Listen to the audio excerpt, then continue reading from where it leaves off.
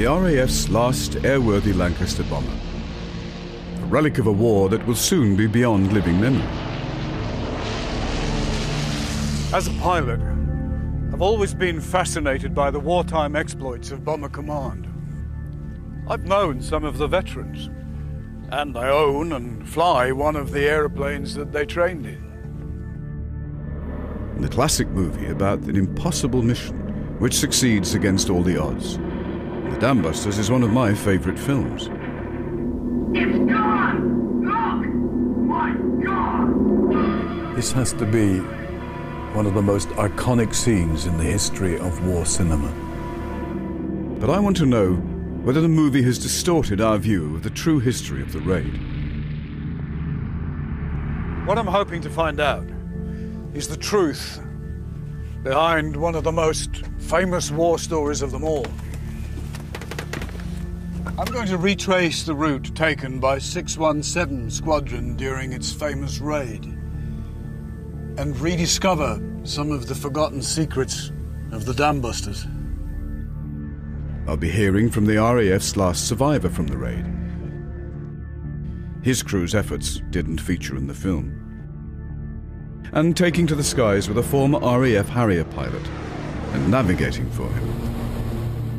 By my reckoning, we should be turning now, and I can't see the river. I'm gonna override you. Please. Or at least trying. You're taught resourcefulness, courage. He was the dashing Wing Commander who led the raid. But who was the real Guy Gibson? He was arrogant, gorgeous, an absolutely charming young man.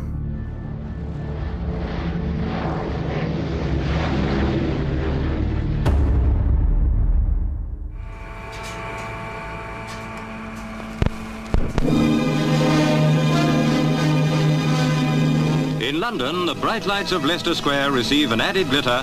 The film created an upsurge in national pride in an era of post-war austerity. Like the raid itself, boosting beleaguered Britain's morale. Cheers and admiration greet the princess who wears for the premiere. And perhaps this is where the film and the legend of the Dambusters started to become one and the same.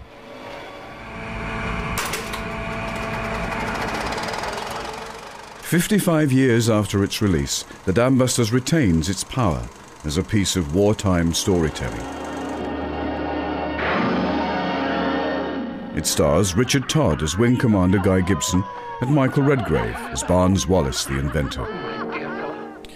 In the movie, their double act personified the bravery and ingenuity that summed up perhaps the most spectacular and daring raid in the history of aviation warfare.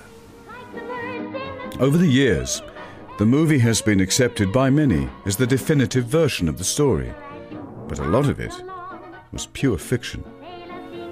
Guy Gibson's trip to the theatre did not throw up the ingenious twin lamp method for accurately measuring the height of the aircraft above the water. No, far less dramatically. It was a scientist at the Ministry of Aircraft Production who came up with the idea, which was crucial to the success of the operation. The written sources for the film were two books, Guy Gibson's Enemy Coast Ahead and Paul Brickhill's The Dambusters. Now, according to those who know, both are riddled with inaccuracies. And then much of the information that director Michael Anderson required for strict historical accuracy was still classified as secret. Just take me through these timings again, and I'll write them down. If I'm to follow the route of 617 Squadron, I'll need to do my homework, especially as they expect me to navigate the route. Former RAF fighter pilot Chris Norton led one squadron into battle during the conflicts in the Gulf and Kosovo. He'll be my pilot, and I'm just beginning to understand what I'm letting myself in for. Wow, that's daunting. So they would probably have had some fairly significant blind areas going across. We'll be joined along the way by former RAF Red Arrows pilot Dave Slow in a second aircraft. Waterway. The whole thing is mind-boggling, and that they could navigate at night being shot at, and not being able to see out either. That's probably an advantage, I suppose. I mean, you just rely on your stopwatch and your compass and let the captain worry about the rest.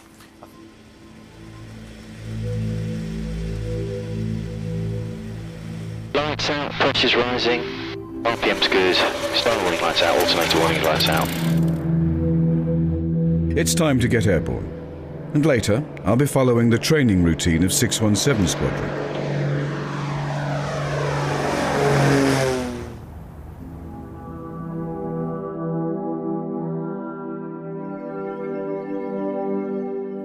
This is RAF Scampton in Lincolnshire, home of the Dambusters. It's a very different place today. There are no longer combat aircraft based here, but you can almost feel the ghosts of the past. Spring 1943. Airmen specially selected from across Bomber Command were brought together here to form 617 Squadron under the tightest possible secrecy. We had no idea what the targets were going to be, and security was an absolute premium. All letters were censored, and even the public telephone outside the station was monitored. They trained for Mission Impossible, not knowing their weapon or their target. Time and again, they honed their low-flying skills over British dams. For Johnny and the other young airmen, the unknown danger of their mission to come was on hold as their intensive training began. Flying at 100 feet, which was the prescribed height for our training, was great. Lying in the front, I'd see the ground just whizzing past.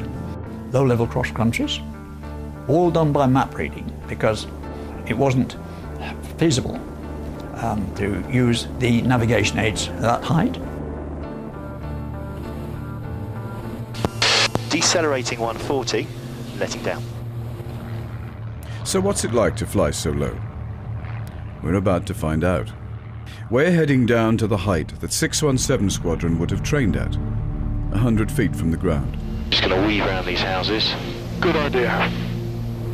The legal minimum flying height for civilian aircraft is 500 feet, but we've got special permission from the Civil Aviation Authority. In 1943, this was the best way to stay alive if you were over enemy territory. Too low for night fighters and radar. But of course it's very challenging flying this low, but this is in broad daylight. Imagine doing this at night. Oh. Are you comfy at 100 feet yet? Me? Yeah. Oh yeah. It's funny how quickly it happens, isn't it? Oh yeah. This is exactly the sort of training they would have done. The beauty of it is that they knew they really couldn't get in trouble no matter what they did. But they went roaring over villages and whatever, learning to navigate. And but of course this is their day, so you've got lots and lots of visual resolution. Whereas at night, you don't have any of that. And the way they simulated that is they put blue film over the windscreen and then they wore yellow goggles. You look at the amount of risk they carried in training, it's just amazing, really. As the navigator, flying at this height is difficult for me. Instead of the panoramic view you get at 1,000 feet, down here you see very little and you reach the horizon in seconds. So navigation is challenging. Luckily, Chris is alongside me. So we've got Guy Hearn coming up on the nose, and then we're going to come back down there. Right. This is where 617 Squadron prepared for the raid. The twin towers of the Derwent Dam in the Derbyshire Peak District. Fortunately for us, the weather's lovely. So we're going to be in the hills of the Peak District, practicing getting into the very difficult terrain that they had to contend with when they were in the Ruhr Hills. Oh. What Gibson did is he spent a long time poring over maps trying to find as many features as he could in the UK that he could mimic that would happen on the raid. And then he got the guys flying around those features again and again and again until they could find them in their sleep. They learnt all the mistakes of navigation or the tricks of navigation that they were going to use later. Chris knows this valley well. He once flew down it in a Harrier jump jet at night at 400 miles an hour, but he's never been down it this low. This was the Dambusters' other secret weapon. This is an exact replica of the bomb site that they used on the raid. If you believe the film, that is.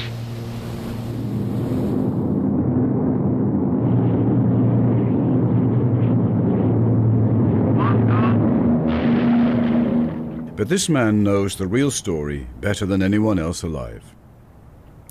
Johnny Johnson occupied the bomb aimer's position in the Lancaster, piloted by the American Joe McCarthy.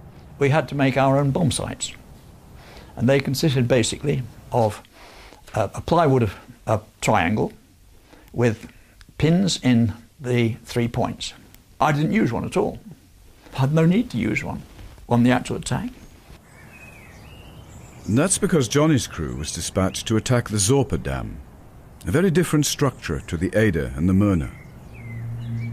We wondered what the hell was it all about. How were we going to do it? We didn't know until we got there.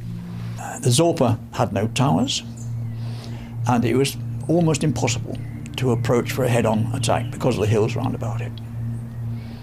And so the practice was going to have to be coming down over the hills on one side, flying across the dam, and releasing the bomb as near as you could to the centre of the dam. We weren't spinning it. It was going to be an inert drop.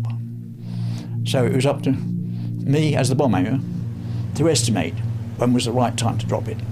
We weren't very happy about that, but there we are. That was, we had to get on with it. On the 10th attempt, he released the weapon, hitting the target. One of only 2 crews to do so. But despite causing serious damage, the waters were held back, although urgent repairs were needed. Well, could it really have worked? We're about to find out. Back at the Derwent, it's time for our own experiment. Holding the sight steady is extremely hard. Almost impossible. Got the towers?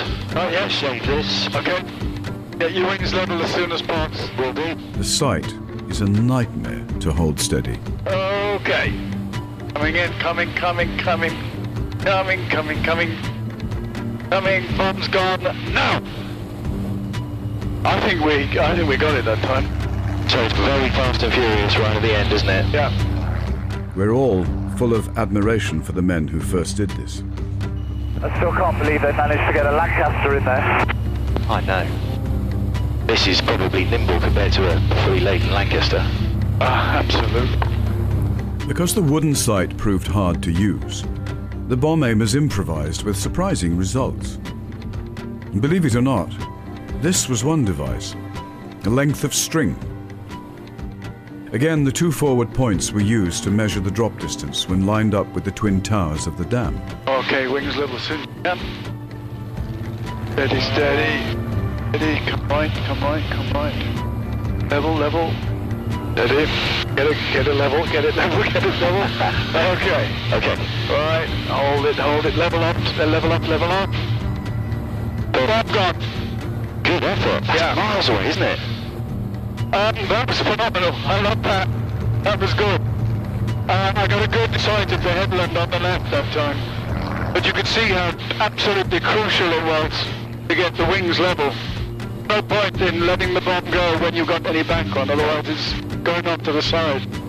I prefer the string. I now feel I know a bit more about the problems of dropping a bouncing bomb. But what exactly was it? A bouncing bomb that'll skip across the surface of the water and explode against the dam wall. Codenamed Upkeep, this ingenious device was only ever used on this one raid. The secret to its operation was applying backspin through a belt mechanism before release. It made the revolving depth charge skip across the surface of the water before hitting the dam wall and exploding at a set depth to cause maximum damage. In the movie, the bomb is the wrong shape and size, because its real dimensions were classified as secret until 1973. Dr. Barnes Wallace, the inventor of the special dam-busting bomb, and Air Marshal Sir Robert Saunby and Lady Saunby. But after the premiere, the retired Air Marshal complained of a fundamental misconception in the film. Wallace, he complained in a letter to the New Statesman, was not behind the idea to attack the dams. Plans were being hatched to attack the German dams as early as 1937, and the idea of exploding a depth charge against the dams was being discussed before the outbreak of the war. I've got an idea for destroying the Ruhr dams. The effects on Germany would be enormous. I know all that. I've read the report. But do you really think you can knock down a dam with that thing? Yes. Well, it looks clever enough on paper. That goes for all these wheezy ideas. When you try to make them work, they fall down flat. This one doesn't. How do you know? We've tested it and proved it. I've got some films here I would like you to see. Barnes Wallis is depicted as the genius, inventor, frustrated by bureaucracy and the skepticism of the War Office. That's not strictly true. The real Barnes Wallis did feel a huge burden of responsibility for the airmen who had to deliver his invention. One was endangering those men's lives simply to make an idea work. But mind you, the doing was done by Guy Gibson and 617 Squadron, not by me. What can't be disputed is the bravery of those young men who took to the skies. Their courage, audacity, and sacrifice is rightly celebrated in this movie. 2 months after 617 Squadron was formed, their task was finally revealed. They'd fly at night, 60 feet above the water at more than 200 miles an hour. Possibly under heavy fire, they'd drop their single untried weapon in an attempt to break the dam walls and destroy German armaments factories in the valleys below. Under the light of the full moon, 7 young men climbed into each Lancaster. They'd all trained exhaustively, honing their individual skills, each of them depending on their fellow crew members for their survival. It's hard to imagine how they were feeling as they sat cramped in their cockpits waiting for takeoff. The 19 Lancasters left RAF Scampton in 3 waves. Flying low over the North Sea, they crossed the enemy coast and on deep into the Ruhr Valley. They pressed home their attack on 3 dams, breaching the Murna and the Ada. But the air crews paid a terrible price for their bravery. Of 19 Lancasters, only 11 come home. My dad called it a suicide mission. So, courage. Absolute courage beyond any fear. John Fraser survived the wreckage of his crashed plane due to the heroism of his pilot, John Hopgood. They were badly hit, and Dad released the bomb. Hopgood tried to take the aircraft up approximately 300 feet so that the crew could bail. My dad managed to pull his chute out of it got caught in the slipstream, and the chute opened, and he bailed at very, very low altitude, extremely low, and he said the treetops looked awfully damn close. This memorial commemorates the airmen of 617 Squadron who lost their lives in World War II. More than a quarter of them fell on that first raid in May 1943.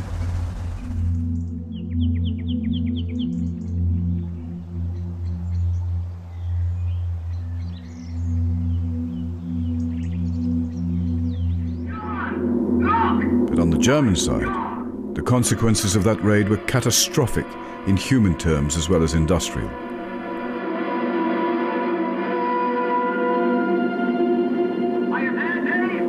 Nearly 70 years on, these scenes of devastation could be seen as insensitive,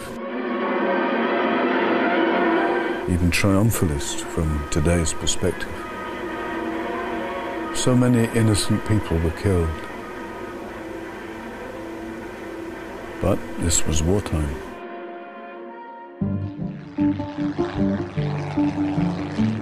The next stop off on our journey is where it all began, RAF Scampton, home of the Dambusters.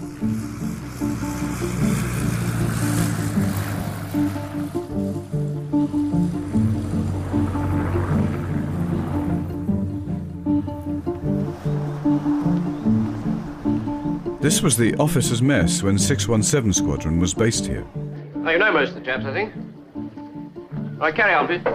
Hello, sir. Hello, Dingy. McCarthy, sir. Oh, yes. In the movie, this is where Gibson meets the officers from his new squadron for the first time. And this is where that scene was shot. Just extraordinary. Even derelict, it's so atmospheric. And this is the officers' mess at Scampton. You can imagine it filled with rumbustious young men, not long out of school, probably even had mates killed last week, yesterday. And there would have been a fantastic amount of horseplay in here. I mean, they probably played cricket and rugby right here. And got drunk right here. And who can blame them?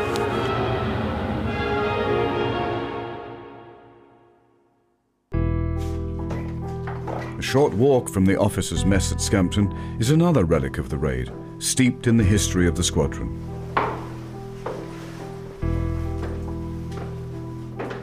I'm trying to put myself in Guy Gibson's shoes, as it were, the night before the raid, sitting in this office with that awesome responsibility on your shoulders. At the age of 24. It doesn't compute, you know.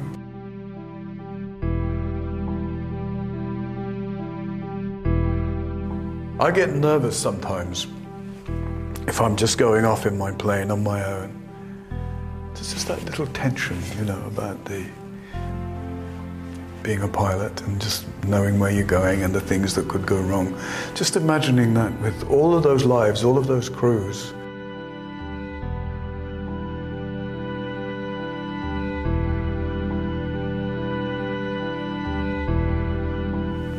The Nazis, they have their German youth movement where they're taught the foulest things in life, and you're quite the opposite. This was Guy Gibson addressing the Boy Scouts. He was patriotism personified. Barnes Wallis described him as all guts and go. But if you strip back the layers of boys-owned legend from the movie, a far more complex figure emerges. So who was the real Wing Commander Gibson? This most English of heroes was born in 1918 in India during the British Raj, only moving back to Britain when he was 6 years old. Gibson was basically insecure in that he had a very dysfunctional family. At the age of 6, his parents split up. His mother became an alcoholic by the time he was 12, and he didn't have a family life in any sense. That meant that he was, I think, throughout his life, an insecure person and somewhat lonely. There was nothing in his early life that gave clues to the wartime hero he would become. At the school, he was sound but unspectacular. He was Lance Corporal in the OTC, and he didn't shine in sport, so he was not therefore in any sense an outstanding personality. His one love was flying, and from 1935 he got it into his mind he actually wanted to fly, and that gave him a sense of purpose. He had in his room there a collection of Biggles books, and on the wall was a photograph of Albert Ball, the VC of the First World War, and I think that may well be his inspiration for wanting to fly. When he goes into the service in 1936, he then has to acquire a military personality. And that's where I think you have a difference between what he was as a person and what he was as an officer in the RAF. I was a sergeant then, and one of his, I suppose, shortcomings, if that's the right word, was he couldn't mix with the lower ranks too well. He was a strict disciplinarian. The other thing about him was that he was quite small, quite short. And one got the impression that short men were more for arrogance than they were for anything else. I remember on one occasion, on an evening meeting, Gibson really tore a young Canadian pilot officer to pieces because he'd run his girlfriend in Lincoln the night before and said, sorry, he couldn't make it, we'd got something on. That was all he said. But as far as Gibson was concerned, that was a breach of security. And so we knew exactly what the position was. He was not a natural leader.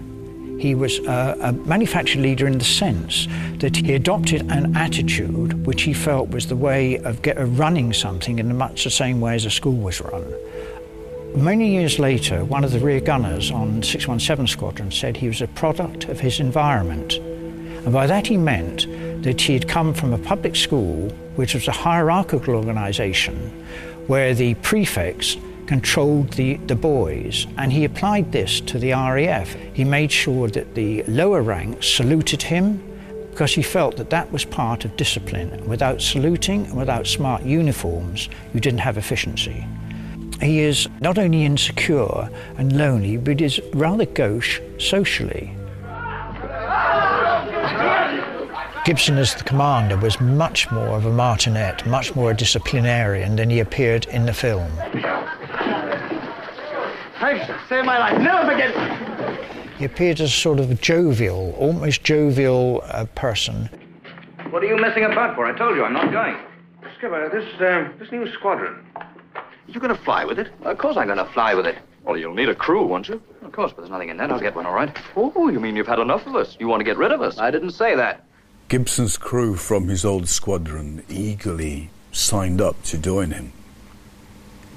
But that's not the way it happened. In fact, only one member of his old crew joined him at 617 Squadron, Flight Lieutenant Hutchison, his wireless operator. Whilst on leave, he met actress and showgirl Eve Moore, who was older than him, at a party in Coventry. They were married the next year in 1940. In her words, he stalked her. He used to go to all her plays, and the other cast said, there's that RAF boy sitting in the front row. My husband's efforts and all the boys in the services with him can bring this war to an end so quickly, so much the better, and then we can enjoy ourselves. But hundreds of miles away in Lincolnshire, her husband was shouldering the immense burden of leadership alone.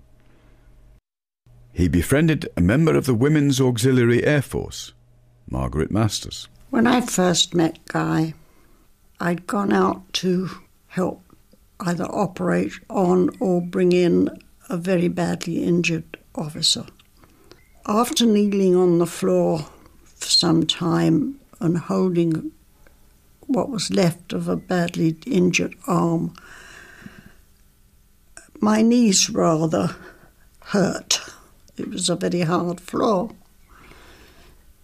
And I looked at a pair of legs behind me and said, can I borrow your legs to lean against?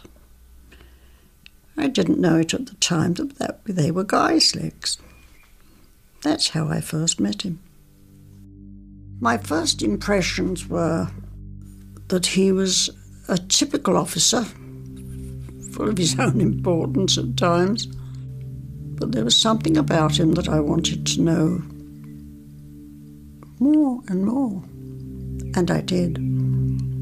He was charming. I found that he was at a bad spot. In fact, his marriage was broken, and he was lonely, unhappy, but he loved his job. Everything was flying. This is the first time Margaret has spoken publicly about their relationship. She recalls a fantasy world they escaped to. In it, they shared a life together in a place they called Honeysuckle Cottage. Each meeting was adding a little bit to the cottage. I could tell you how many teaspoons we had. We did it that much. It was just a form of escapism from the life we were leading. which on one hand was very, very dangerous, and on my behalf was very, very painful at times.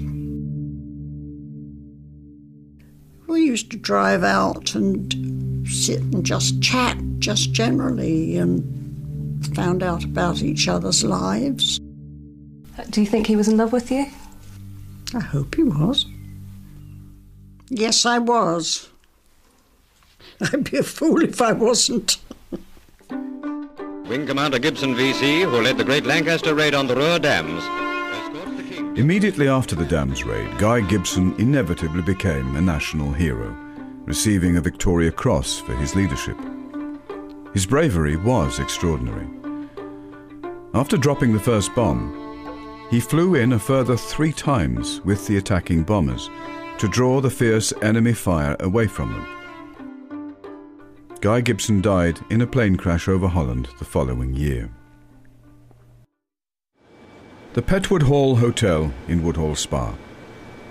It's where the 617 Squadron Officers' Mess was eventually based. Chris Norton and I are staying here tonight before embarking on our flight to Germany. Inside there's a bar dedicated to the memory of the squadron and its defining moment. Chris knows the feeling of going into battle and was himself awarded the Distinguished Flying Cross, one of Gibson's many wartime honours. You've been to war yourself and had to, presumably, lie awake at night or at least know that tomorrow morning's the day I'm going to go into action. What's that like? The first time you go into action, everybody's anxious. I should imagine. They're mostly anxious about not making a mistake. I think they're less anxious, albeit that there's still an anxiety there, that they might not come back. Now, it was probably more certain in 1943 than it is today that you're not going to come back. The chances of not coming back were quite high. In the case of the Iraq War, which is when I was commanding one squadron, then there were a lot of people who didn't believe in that war. I guess in the Second World War the issues were much clearer. Oh, I think it was a war of national survival. Yes, absolutely. And the whole country was at war, whether you were a labourer or a driver or a wife, a nurse, a pilot or a soldier. Everyone was at war. In about 10 hours' time, we'll be setting off to follow Guy Gibson's route. I wonder how well he slept the night before the raid.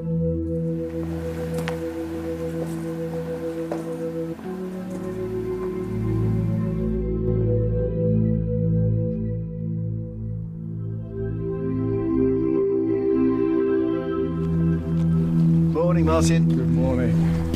How are you? You all right? Yes, thank you. Good to go? The time has come to retrace the route taken by 617 Squadron. But first, an impromptu navigation briefing. Briefing on the wing, always the best way. And I must admit, to some last-minute nerves, I'm about to navigate the longest flight I've ever undertaken in a light aircraft across some of Europe's busiest skies. Oh well, here goes. Take off.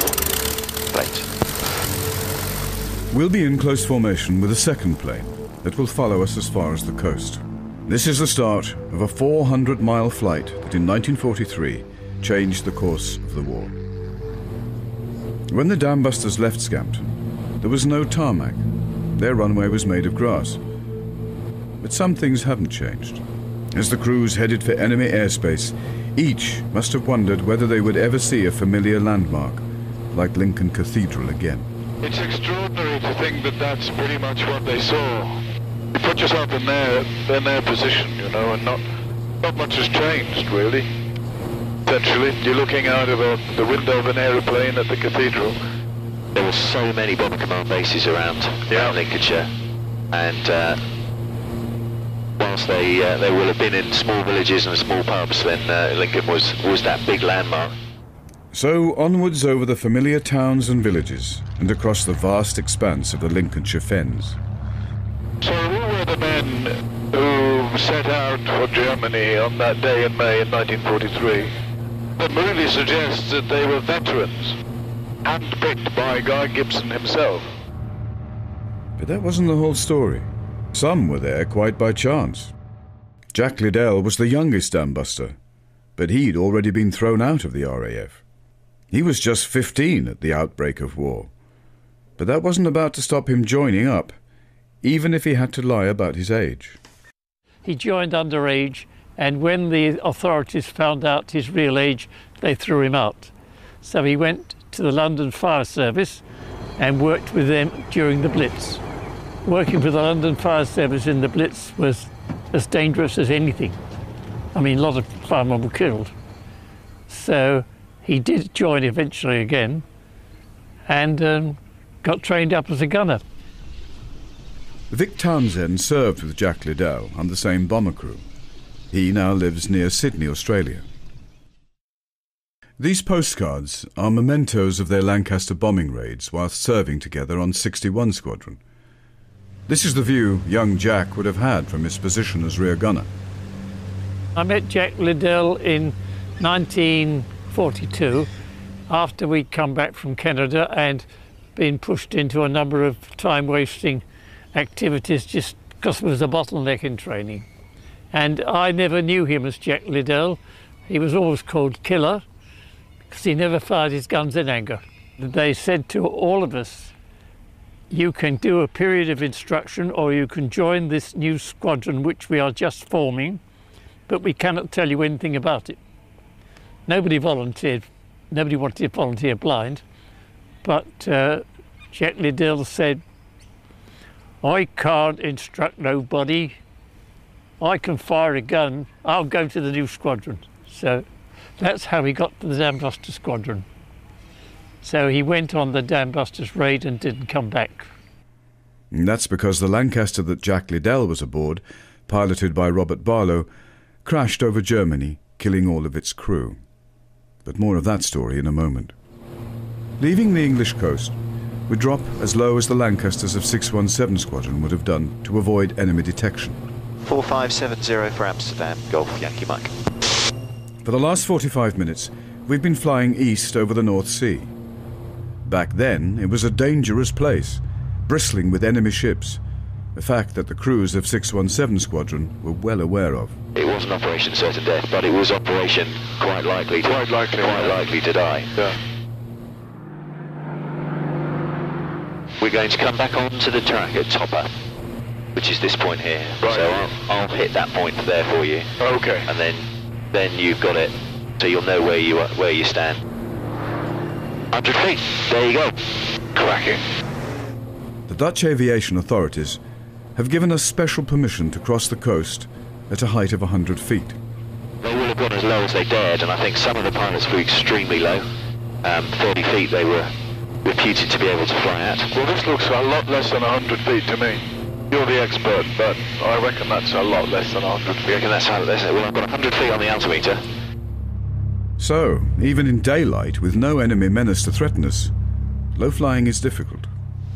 That's the Dutch coast ahead, and in 1943 we'd be flying into a lethal hail of anti-aircraft fire, so your best chance was to stay low. But that had its dangers too. As Pilot Officer Jeff Rice, flying in the second wave of Lancasters, found to his cost. He was so low that he had to hop over the sand dunes. He couldn't judge the distance above the water because of the moon. And then the last thing you'll see will be a shadow coming up to meet you. And it's yours. And it's yours. Yeah. There's an enormous bang, followed by a second bang. His engineer said to him, "You've lost the bomb." And he then had to pull the aircraft up. But of course, the water was so violent that it not only went down through the fuselage, but it hit the top of the fuselage in the cockpit where he was. Incredibly, Jeff Rice managed to pull the bomber out of the water in what surely must be one of the greatest escapes of the war. And he headed for home, his mission over. With the tail wheel disabled by the impact, the landing back at Scampton was dangerous, and left the rear gunner, Sergeant Burns, trapped in his turret. So poor old Burns has to be cut out of the rear turret by the ground crew. The day after the raid, the surviving pilots were photographed together. Gibson quizzed Rice as to why he'd lost the bomb. He told him, and he looked at him and he said, Bad luck. I almost did the same thing.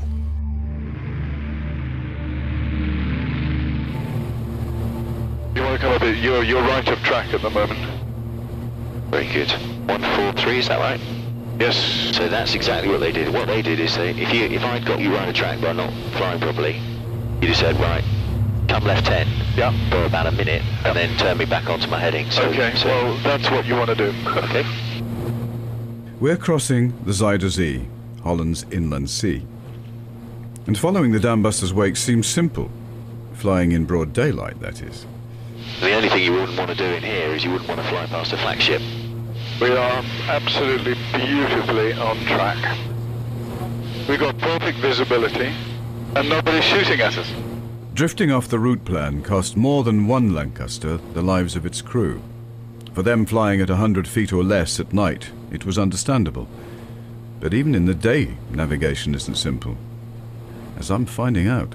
Now I think I'm slightly right of track. I've got you bang on. Yeah, okay. Well, by my reckoning, we should be turning now, and I can't see the river. 601 and QNH 1014. I think we missed it. I think it was back there. I don't think so. I think that the river is coming up on our right-hand side. Okay. So I'm gonna override you. Please, time. Please. Okay. Yeah. But just if you just think about the emotion that's going on as you start thinking, I haven't seen my point. I'm starting to get worried. Yeah, and my point's late. He's right, of course. But in the industrial sprawl of southern Holland, it's easy to make a mistake. In 1943, it could have been a fatal error. It's the confusion, isn't it? Yeah. If you get in and you see something go past and you think, right, that's me, and then you're getting doubt in your own mind. Yes. More and more doubt in your own mind. Crossing the border and going to Langen information. Golf Yankee Mike, that's your frequency change. Bye-bye. Bye-bye. Golf Yankee Mike. We've just crossed the German border, and in 1943, these were very dangerous skies, as Flight Lieutenant Robert Barlow and the crew of Easy were just about to find out. It's thought a combination of enemy fire and pylons conspired to bring down the Lancaster, with the loss of all 7 crew near to Halden in northern Germany. But when the embers cooled from the crash site, the Germans were able to recover the top-secret weapon intact. They knew that the Germans had recovered one of the bombs, and they were afraid that they would be able to adapt it and use it. Weapons experts quickly went to work analysing the bomb. These technical diagrams show how full a picture they had of the weapon.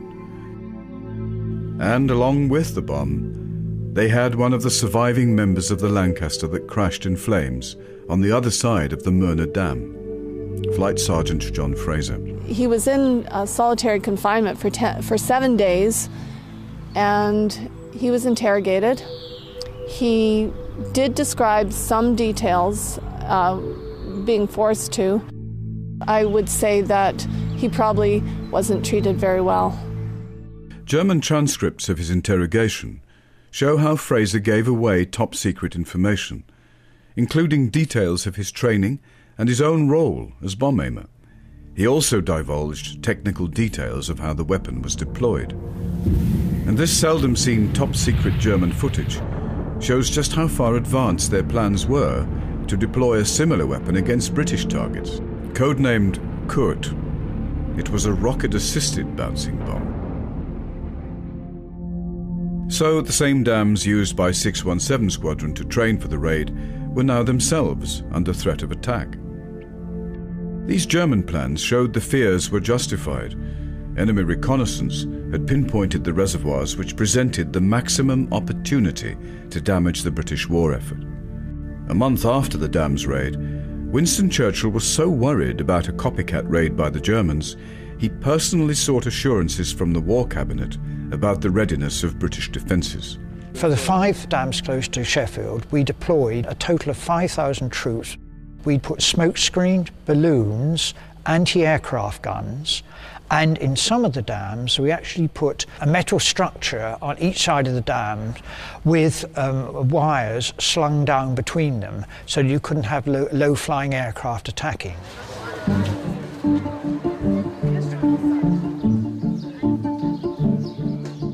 It's bank holiday in Germany, and the crowds are out enjoying the sun. This is the Möhne Dam, now a place of leisure as well as an abiding memorial to a national disaster. It's hard to believe this mighty stone structure was ever breached. It's huge. It's big. There's a lot of water in it. From up here, it makes me shudder to think of that dam coming down. But when it did, the devastation wrought upon this beautiful place was total. Maria Nierhoff was 16 years old and living in the town of Neheim, about 4 miles from the dam. Also hier hat unser Haus gestanden. Es waren keine. Our house stood here.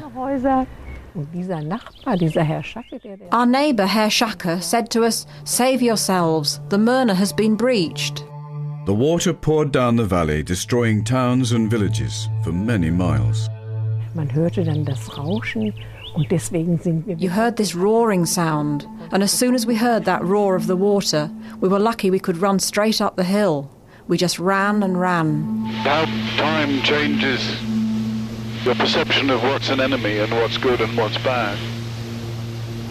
And really it was a political regime that was making this bad and not the people nor the country. That being said, it's now against the Geneva Convention to bomb water.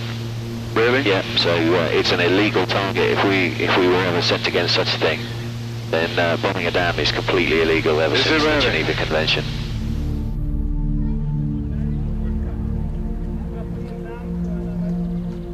Maria is retracing her footsteps. This journey of about 2 miles probably saved her life. We just kept running. When we arrived at the top of the hill, we stopped at the cross and sat down underneath it.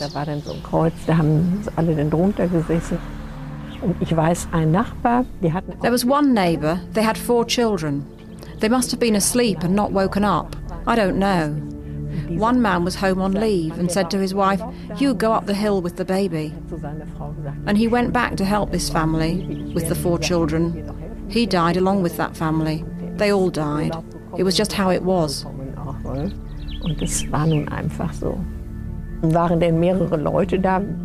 There were several people at the cross. They had run up the hill. It was a very clear night, so they could see everything. They came in their planes and they shot at us. Like I said, if I hadn't been there, I wouldn't have believed it. There were no men there, just women and children. It was just war. That's how it was. Es war einfach Krieg. Da sind ganz viele Menschen umgekommen. So many people died. We were lucky that we went up that hill, or we might have died as well. Vielleicht wenn das nicht der Fall gewesen wäre. Today we arrive in peacetime, in the land of our close European allies. For us it's a thrill. For them it's a different thing, isn't it, altogether? It's hard really to say what my thoughts are, because there's so many conflicting thoughts. All these years later, Maria's memories are still vivid. An den Morgen, wo wir dann runtergekommen sind. Then in the morning we came down. Everything was underwater. All the houses had gone. Our house was simply no longer there, not even the foundations. There was nothing left of it. All the houses had gone. We just couldn't believe it. Of the estimated 1,600 people who died, it's reckoned that more than 900 were foreign forced labourers. By comparison, the Ada Dam breach caused a fraction of the casualties. 4 bombs hit the dam before the breach was confirmed. And then where I'm standing here, a tsunami was triggered this way, and 135 billion litres of water, unimaginable amount, came cascading down the valley. Guy Gibson looked down and thought it was an absolutely wonderful sight, and of course to them it was. The raid was successful, they'd done their duty, they hadn't been killed on the way, they hadn't screwed up by missing the dam altogether. And yet down here, it must have been awful.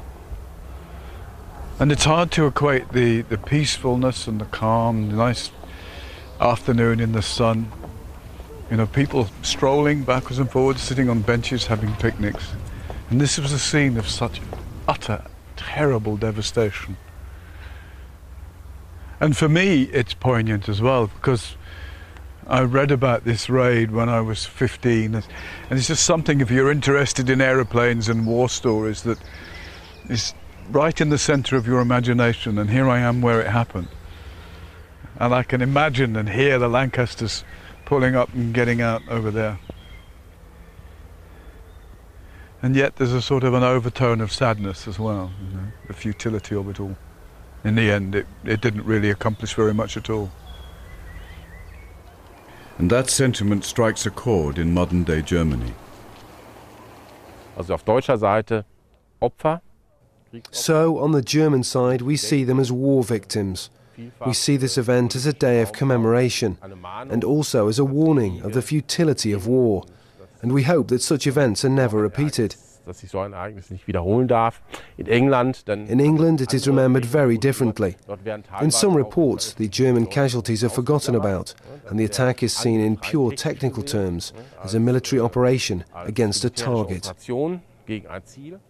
When this squadron photograph was taken after the raid, 53 members of 617 Squadron were already dead. Nearly 70 years on, and just a handful survive. One of the last two British Dambuster veterans has died at the age of 91 at his home in Lincolnshire. Flying Officer Ray Greyston was a member of 617 Squadron. His funeral will be held at Boston Crematorium.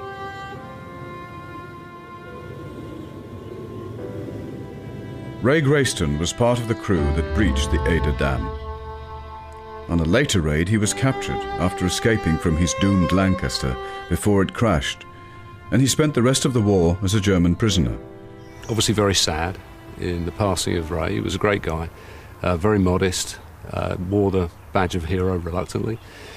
The ingenuity, the spirit of these young men who were just doing a job and did it really well in such a short space of time should be remembered. What we are capable of being able to do when we're called upon. And I think that's very much lacking today, and I think we should remember that.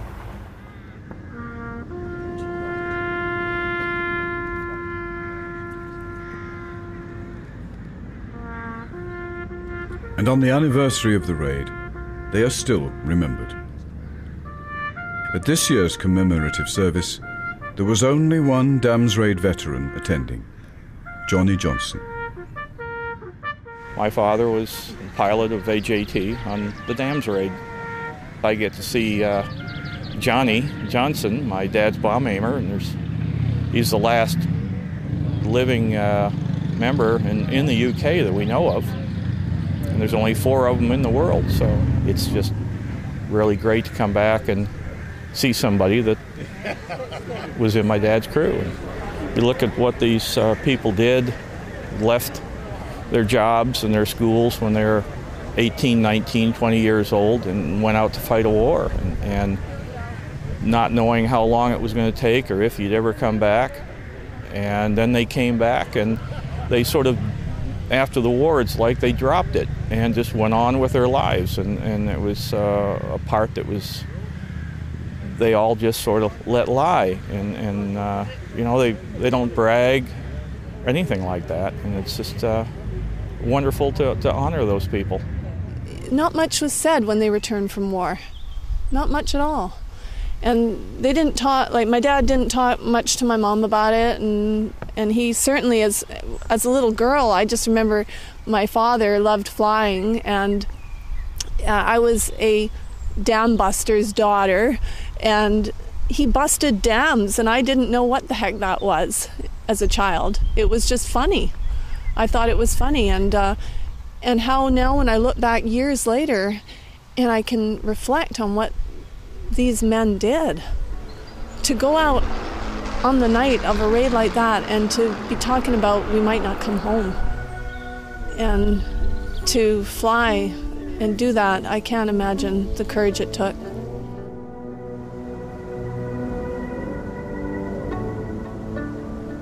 This has been an amazing journey for me. I've learned so much about a story that I knew very well, and there was a lot more to learn. And now I'm about to realize a boyhood ambition.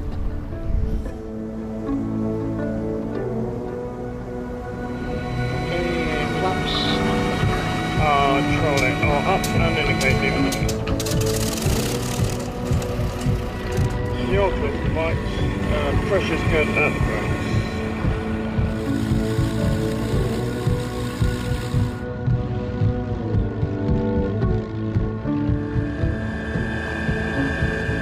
You guys really do have the best job in the world, don't you? It is all for you.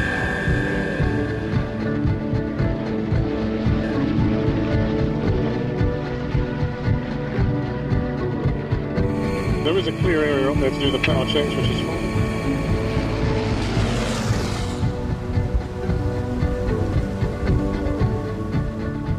Today's flight is all about marking perhaps the most important act of wartime defiance in this nation's history.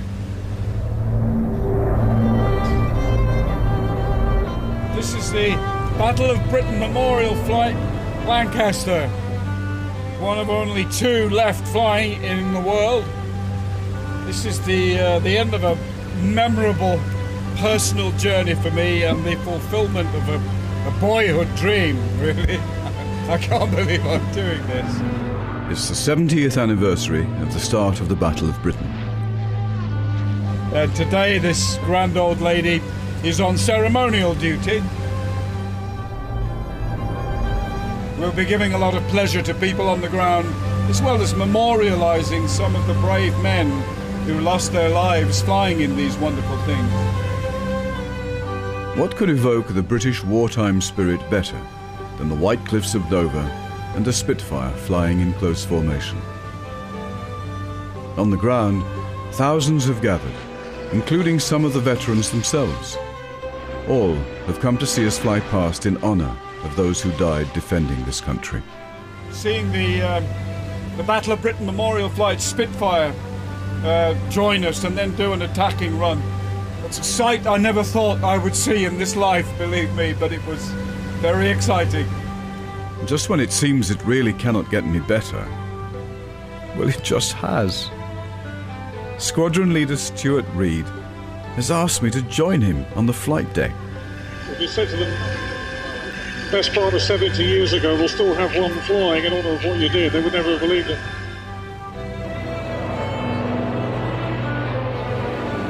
Ceremonial duties performed, it's time to head for home. So, what have I learned along the way? Well, the Dambusters story and the men who made it possible. It's not like the movie at all. Oh no. In truth, it's far more unbelievable, a far more amazing story than that.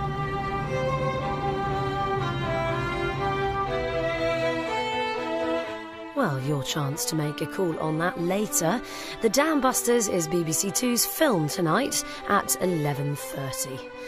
Next, Deborah Meaden's dragon dealings are uncovered.